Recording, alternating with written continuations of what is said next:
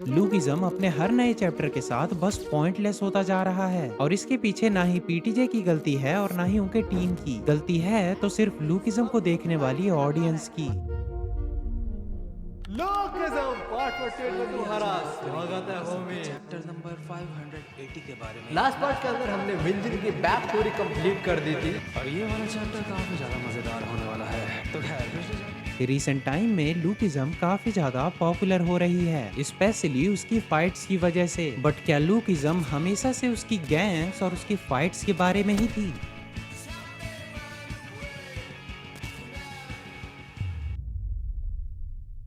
देखो, लुकिज्म हमेशा से ग्रुप में लड़ रहे बेवड़े बच्चों के बारे में नहीं थी, जहाँ कुछ अपनी बंदियों के लिए लड़ते हैं, कुछ अपने बंदों के लिए और कुछ मजे लेने के लिए नहीं। बल्कि ये कहानी एक्चुअल में है डैनियल की, जिसे लोग काफी बुरी तरह ट्रीट करते थे, वो भी सिर्फ उसके लुक्स की वजह से। बेसिकली डैनियल अपनी रूटीन में सिर्फ दो ही काम करता था, एक तो बिना बात के गाली खाने का और दूसरा हर बात पे मार खाने का। बट ये बुलिंग इतनी फ्रीक्वेंटली और एक्सट्रीम लेवल पर होने की वजह से डैनियल की लाइफ एक लिटरल हेल बन चुकी थी।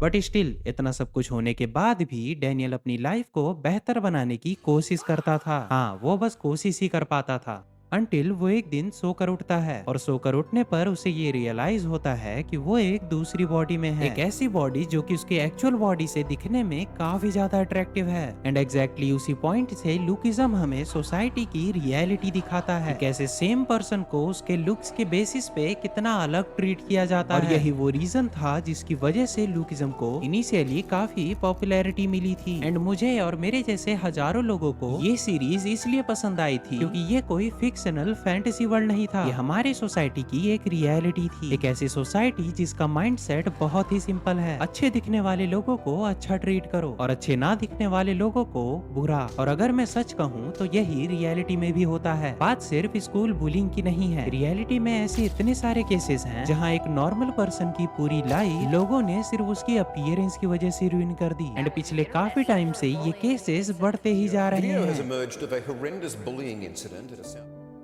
और इन्हीं बढ़ती हुई प्रॉब्लम्स के बीच लुकिज्म एक ऐसी सीरीज बनकर आई जिसने इस टॉक्सिक माइंडसेट के अगेंस्ट हमें सरवाइव करना और इम्प्रूव करना सिखाया। इसने हमें ड्यूक जैसा कैरेक्टर दिया, एक ऐसा कैरेक्टर जिसने हमें ये दिखाया कि अगर आपके पास टैलेंट है और आप हार्ड वर्क करने के लिए तैयार हो तो आप कुछ भी अचीव कर सकते हो। एंड लुकिज्म देखने वाले इस बात को समझ गए थे कि किसी को उनके लुक्स के बेसिस पर जज करना या प्रायोरिटाइज करना बिल्कुल गलत है, जिसका मतलब स्टोरी में एक अनअट्रैक्टिव कैरेक्टर की भी उतनी ही डिमांड थी जितनी कि एक अट्रैक्टिव कैरेक्टर की। लेकिन अगर ये बात सच है, अगर हमें वाकई में ड्यूक जैसे कैरेक्टर्स की परवाह थी, तो मैं आपसे एक सवाल पूछता हूँ, आज के टाइम पर हमें लुकिज्म में ड्यूक या उसके जैसे और भी कैरेक्टर्स देखने को क्यों नहीं मिलते? क्यों अचानक से हर नए कैरेक्टर को एक परफेक्ट अट्रैक्टिव मॉडल जैसा बनाया जा रहा है? और आखिर क्यों हर फीमेल कैरेक्टर को without any reason over sexualize किया जा रहा है? आखिर लुकिज्म उस सोसाइटी का पार्ट कैसे बन गया जिसके अगेंस्ट वो हमें कभी सरवाइव करना सिखाता था? वेल, इसके पीछे का रीजन बहुत ही ज्यादा सिंपल है। क्रिएटर यानी पीटीजे ने वही दिखाया जो लोग देखना चाहते थे। लुकिज्म चेंज हुआ सिर्फ उसकी ऑडियंस की वजह से, क्योंकि एट द एंड रियलिटी यही है कि लोग अट्रैक्टिव दिखने वाले कैरेक्टर्स को ही ज्यादा प्रायोरिटाइज करते हैं। And to be honest, lookism already एक मास्टरपीस था, बट इतना अच्छा होने के बाद भी अगर लुकिज्म को ये चीप मेथड्स यूज करने पड़ रहे हैं ऑडियंस की अटेंशन के लिए, then we failed as an audience. And I no